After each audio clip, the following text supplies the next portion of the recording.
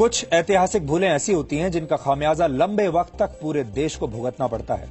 और एक ऐसी ही ऐतिहासिक भूल वर्ष 1954 में हुई थी, जब तत्कालीन राष्ट्रपति राजेंद्र प्रसाद ने एक प्रेसिडेंशियल ऑर्डर से जम्मू कश्मीर में आर्टिकल 35A लागू कर दिया था। और डॉक्टर राजेंद्र प्रसाद को ऐसा करने के लिए तत्कालीन प्रधानमंत्री पंडित जवाहरलाल नेहरू ने कहा था। तब शायद जवाहरलाल नेहरू कश्मीरियों का दिल जीतना चाहते थे और उन्हें लगता था कि ऐसा करके वो कश्मीरियों को भारत के साथ रहने के लिए राजी कर लेंगे, उन्हें मना लेंगे। लेकिन ऐसा हुआ नहीं और आज यही आर्टिकल 35A भारत के लिए एक बड़ा सिरदर्द बन चुका है। कश्मीर में धारा 370 के बारे में तो आपने बहुत बार सुना या पढ़ा होगा, लेकिन आर्टिकल 35A के बारे में आप नहीं जानते होंगे। धारा 370 की तरह ही आर्टिकल 35A भी कश्मीर की समस्या के लिए बहुत हद तक जिम्मेदार है। इस वक्त आर्टिकल 35A को लेकर देश में एक बड़ी राजनीतिक बहस चल रही है और कश्मीर में राजनीति करने वाली कई पार्टियां इसे लेकर विद्रोह की धमकी दे रही हैं। आने वाले समय में कश्मीर पर इसका बड़ा असर हो सकता है और इसीलिए आज इस विषय को समझना आप सब के लिए, चाहे आप देश के किसी भी राज्य में रहते हो, आप सब के लिए ये जरूरी है। हम आपको आर्टिकल 35A का मतलब समझाएंगे, लेकिन सबसे पहले आपको यह बता दें कि इस विषय पर अचानक इस समय बहस क्यों शुरू हुई है। सुप्रीम कोर्ट में वर्ष 2014 में आर्टिकल 35A को चुनौती देते हुए एक पिटीशन दायर की गई थी और इस प्रावधान को चुनौती दी गई थी। सुप्रीम कोर्ट ने इस पर केंद्र सरकार और जम्मू कश्मीर सरकार से जवाब मांगा। इसके साथ ही सुप्रीम कोर्ट ने यह भी कहा कि आर्टिकल 35A पर व्यापक स्तर पर बहस करने की जरूरत है। सुप्रीम कोर्ट ने इस मामले को 3 जजों की बेंच को ट्रांसफर कर दिया और इस मामले के निपटारे के लिए 6 हफ्ते की समय सीमा तय कर दी। अब यह माना जा रहा है कि सितंबर के पहले हफ्ते में सुप्रीम कोर्ट इस विवादित अनुच्छेद पर फैसला सुना सकता है। इस अनुच्छेद को हटाने के लिए एक दलील यह भी दी जा रही है कि इसे संसद के जरिए लागू नहीं करवाया गया था। इस पूरे घटनाक्रम के बाद जम्मू कश्मीर की राजनीतिक पार्टियां आर्टिकल 35A को हटाने के खिलाफ एकजुट हो गई हैं, इकट्ठा हो गई हैं। जम्मू कश्मीर के पूर्व मुख्यमंत्री फारूक अब्दुल्ला ने आज जम्मू कश्मीर के कुछ दलों के साथ बैठक की और कहा कि अगर आर्टिकल 35A हटा तो ऐसा विद्रोह होगा जिसे रोकना मुमकिन नहीं होगा। इससे पहले जम्मू कश्मीर के मुख्यमंत्री महबूबा मुफ्ती भी ये कह चुकी हैं कि अगर आर्टिकल 35A के साथ छेड़छाड़ हुई तो राज्य में तिरंगा उठाने वाला कोई नहीं बचेगा। गलतफहमी मैं आप लोगों से निकालना चाहता हूं, लोगों से निकालना चाहता हूं। ये सारी रियासत को इफेक्ट करने वाला है, जम्मू कश्मीर और लद्दाख।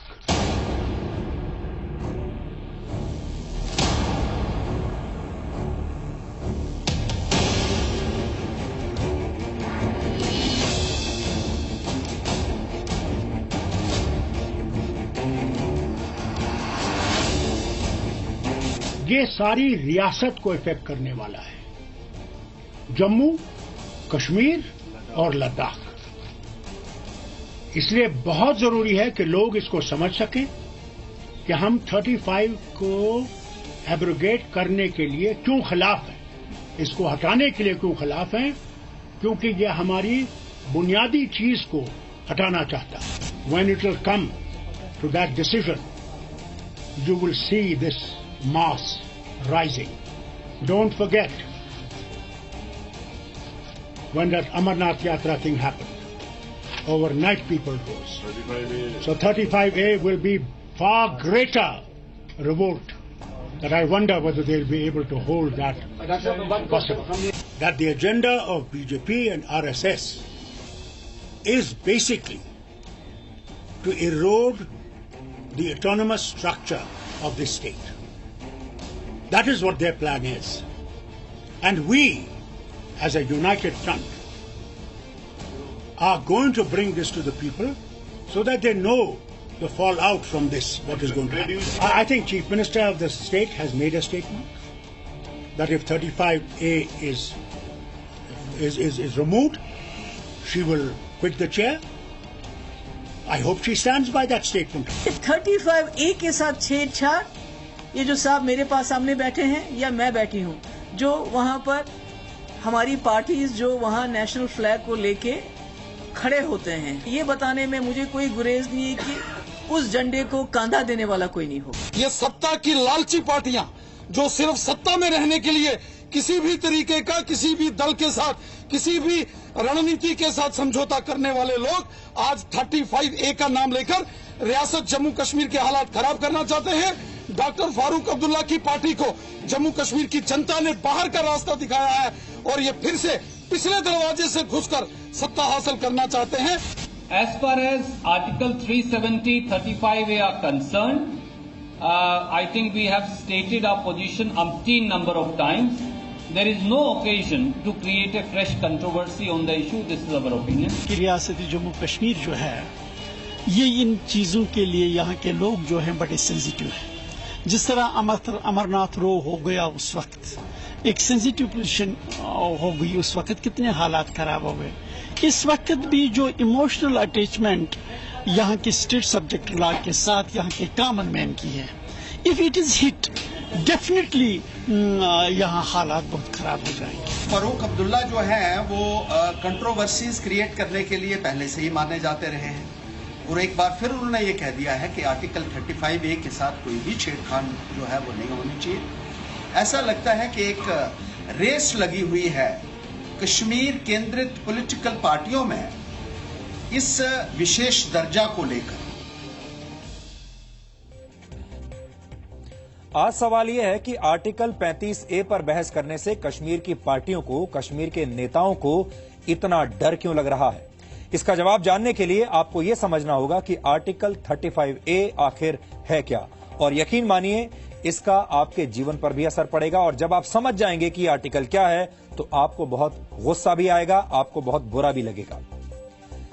14 मई 1954 को तत्कालीन राष्ट्रपति डॉक्टर राजेंद्र प्रसाद ने एक आदेश पारित किया था। इस आदेश के जरिए भारत के संविधान में एक नया अनुच्छेद 35A जोड़ दिया गया था। आर्टिकल 35A धारा 370 का ही हिस्सा है।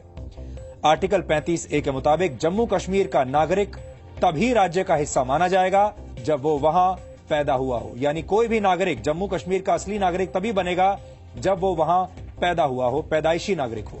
कोई भी दूसरा नागरिक जम्मू कश्मीर में न तो संपत्ति खरीद सकता है और न ही वहां का स्थायी नागरिक बनकर रह सकता है। अब सवाल यह है कि जम्मू कश्मीर का स्थायी नागरिक है कौन। 1956 में जम्मू कश्मीर का संविधान बना था जिसमें स्थायी नागरिकता को परिभाषित किया गया है। जम्मू कश्मीर के संविधान के मुताबिक स्थायी नागरिक वो व्यक्ति है जो 14 मई 1954 को राज्य का नागरिक रहा हो या फिर उससे पहले के 10 वर्षों से राज्य में रह रहा हो और उसने वहां संपत्ति हासिल की हो।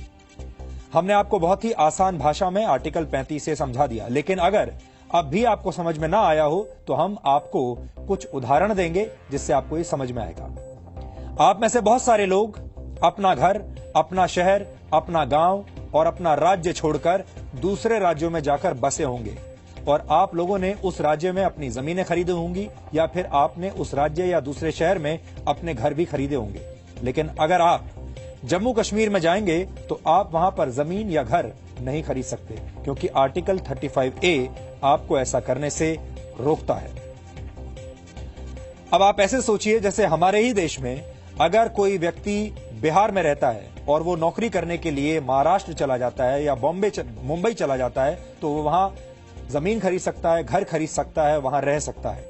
लेकिन और इसी तरीके से महाराष्ट्र का कोई व्यक्ति दिल्ली आ सकता है, यहां अपनी जमीन खरीद सकता है, घर खरीद सकता है। लेकिन अगर आप जम्मू कश्मीर जाते हैं काम करने के लिए तो वहां आप ना तो जमीन खरीद सकते हैं और ना ही अपना घर बना सकते हैं। वैसे यह भी एक विडंबना है कि जम्मू कश्मीर के अलगाववादी तो देश भर में अपनी जमीनें खरीद सकते हैं, लेकिन उनके राज्य में देश का और कोई नागरिक जमीन नहीं खरीद सकता। 2 दिन पहले ही डीएनए में हमने आपको यह बताया था कि कश्मीर के अलगाववादी नेता सैयद अली शाह गिलानी के पास दिल्ली के खिड़की एक्सटेंशन में एक फ्लैट है। इसके अलावा गिलानी के बेटे नईम गिलानी के पास भी दिल्ली के वसंत कुंज इलाके में एक फ्लैट है। और भी बहुत सारे अलगाववादी नेता ऐसे हैं जिन्होंने दिल्ली में या देश के अलग अलग हिस्सों में प्रॉपर्टी खरीदी है, जमीन खरीदी है या मकान खरीदे हैं। इन पर कोई रोक टोक नहीं है। आज सवाल यह है कि जिस अधिकार से गिलानी और उसके जैसे अलगाववादियों ने कश्मीर से बाहर के इलाकों में अपनी संपत्तियां खरीदी हैं, वो अधिकार देश के अन्य इलाकों के नागरिकों के पास क्यों नहीं है। और अगर ऐसा है और ये जायज है, तो फिर जम्मू कश्मीर कैसे भारत का हिस्सा हुआ? आर्टिकल 35A की वजह से जम्मू कश्मीर में पिछले कई दशकों से रहने वाले बहुत सारे लोगों को कोई भी अधिकार नहीं मिला है। 1947 में पश्चिमी पाकिस्तान को छोड़कर जम्मू में बसे हिंदू परिवार आज तक शरणार्थी हैं। एक आंकड़े के मुताबिक 1947 में जम्मू में 5,764 परिवार आकर बसे थे। जम्मू में आकर बसे इन परिवारों में 85% दलित थे। इन परिवारों को आज तक कोई नागरिक अधिकार वहां पर हासिल नहीं हुए हैं। आर्टिकल 35A की वजह से ये लोग सरकारी नौकरी हासिल नहीं कर सकते और ना ही इन लोगों के बच्चे यहां व्यावसायिक शिक्षा देने वाले सरकारी संस्थानों में दाखिला ले सकते हैं। जम्मू कश्मीर का गैर स्थायी नागरिक लोकसभा चुनावों में तो वोट दे सकता है, लेकिन वो राज्य के स्थानीय निकाय यानी पंचायत चुनावों में वोट नहीं दे सकता।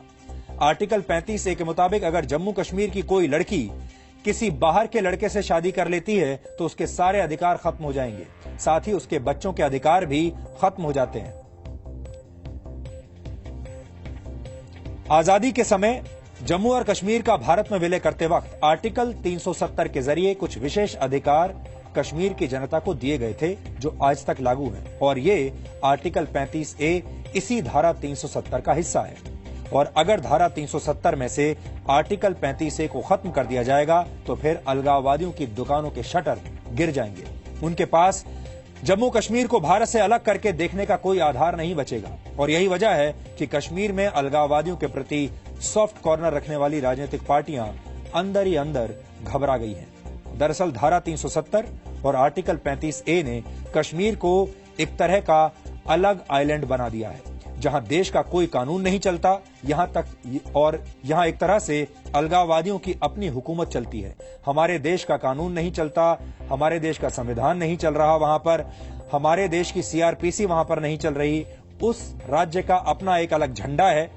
कश्मीर के अलगाववादी भारत के पासपोर्ट पर विदेश यात्रा करते हैं, उन्हें भारत के आधार कार्ड की भी जरूरत पड़ती है, उन्हें भारत से हर तरह की सुविधाएं चाहिए, उन्हें भारत से सुरक्षा चाहिए, सिक्योरिटी चाहिए, लेकिन इसके बावजूद वो भारत में अलगाववाद का झंडा ऐसे ही बुलंद करते हैं।